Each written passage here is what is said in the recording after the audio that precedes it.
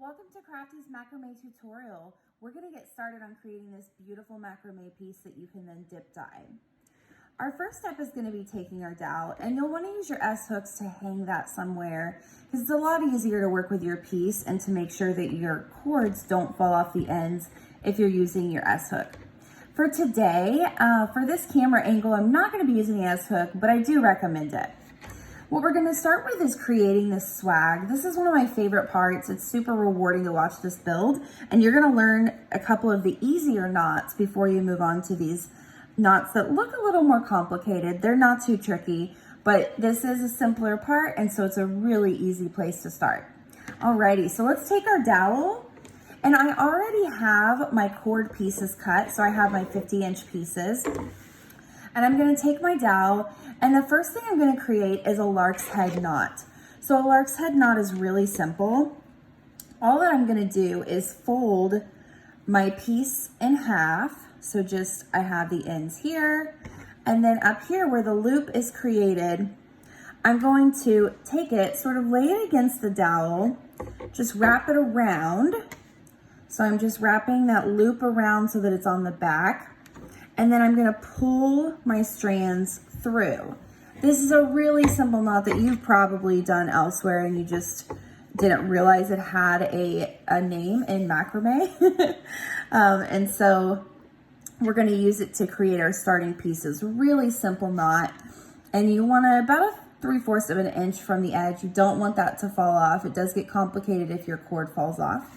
It's fixable, but it gets a little more complicated. And then we'll add the same thing to the other side. And what we're doing here is we're building the base for that swag. So again, we're just gonna take our cord, take the loop, hold it against, and fold it around the back. And then pull those cords through. You can see here why using the S-hooks is definitely simpler than trying to kind of manage this just on a flat surface. Okay, we have our 2 lark's head knots, and what we're going to do now is we're going to take these middle pieces and connect them in the middle. This is what really creates that base for our swag. And here we're just going to do a really simple knot. This knot is going to stay, but it doesn't have to be pretty because it's going to be hidden. So just something that we can tighten and make a little bit smaller later. And it's not an exact science, but we do want to create that rounded shape. And if you can adjust it a little bit as you go, that's even better. That's looking a little bit lopsided. Okay. And that's really going to be the base for our swag.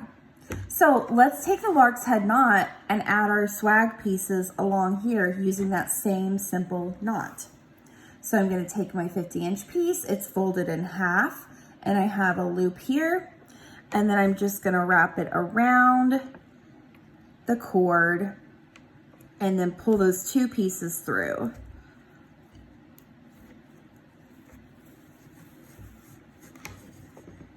And that creates another lark's head knot. I'm going to push that knot up towards the top, and that's the beginning of those swag pieces. In case you need another kind of walk through on that lark's head knot, let me do that one more time here on the string.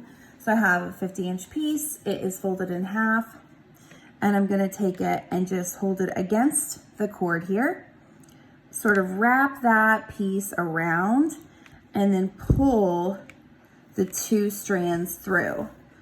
And as I do that, and then bring those strands back towards this side, you'll see it creates this sort of pretzel shape, and we're just gonna tighten that and push it upwards next to the first one. That's our lark's head knot. Now to create the swag, we're just gonna do those lark's head knots over and over again. And we're gonna do 18 on this side, and then we're gonna start at the top over here and do 18 on this side. And we'll pick up in the next video with this next step after we get all these swag pieces attached.